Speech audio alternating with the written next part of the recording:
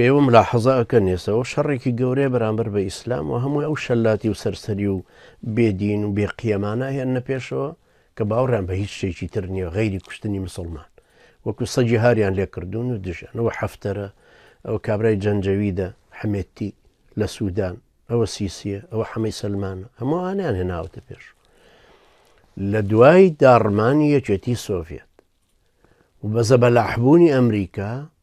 بۆی کە بوو بە وەحید القەرن ئەوەی کە یەک شاخی هەیە یانی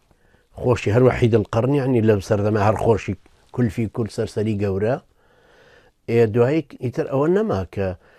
بۆ تەزویر و چەواشەکاری پەرلەمان دروستکەن و ئەحزاب دروستکەن و مزاهرات ڕووبدا و ئازادی سەحافە و ئازادی نازانم چی و حقوقی ئینسان و ئەو قسە قۆڕانیانم خستە کەنارەوە لە دوای ئەوەی تر شارەزا بوون بەوەی ئەلمانیەت فەشەلی هێناوە لە عالەمی ئیسلامی کەوا بوو پێویستیمان بەم عەسکەرانە لە هەموو وڵاتی مسلمانانە ئەوانەی کە جێیش لەوێ متەمەکینن وەکو بەنگلادیش و ئەندۆنیسیا و پاکستان و جەزائیر و نەیجیریا و میسر و ئەو شوێنانە جێیش تەحەکومەکە لە هەموو شتێک ئەوانی ترۆکو دووەلی خلیج و مەغریب ئەوانە مخابراتی شەکە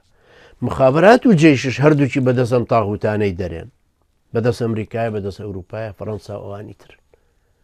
ئێستا ئەم شەلاتیانەی کە چوونەتە سەر حکوم هەتی موچەکەی جەنجەوید حەمیدتی هەر کاروانی ڕوتە کردەوە یعنی مار وەکو هێزی پاڵتاڵ وا بوو لە کەنار لەسەر سنوورەکان لە جنوب و لە باشوور لە غەرب بەرامبەر بە جەنجەوید یعنی جاشەکان کە بەکاری هێنان بەرامبەر بە ئەهلی دارفۆر گەورەتر بوو گەورەتر وێسە کولفی کوڵخۆیەتی ئێستا عەبدولفەتاحەکەی تر کە ئەویش بووە بە حاکم لە سوودان خۆ هیچ تەسیرێکی ئەوەندە گەورەی نییە واجیهەکەیە لەبەرەوە ئەمریکایەکان ئێستا ئەم عەسکەرانە بەکار دێنەوە بە دژی ئەهلی ئیسلام لە میسریش هەروەها خوای گەورە خەجاڵەتیان کە بۆیە کە لە زلەکەی وەزارەتی پێشمەرگە جەبار یاوەر کە مەسعود بەرزانی کردبووی بە ڕاوێژکار زۆری پێخۆش وتی ئەمریکا دوولی وامان بۆ تەشکیلەکە داخر کەری وامان هەیە لە کوردستان کەرە بۆ خێری سەیدنا عیساکە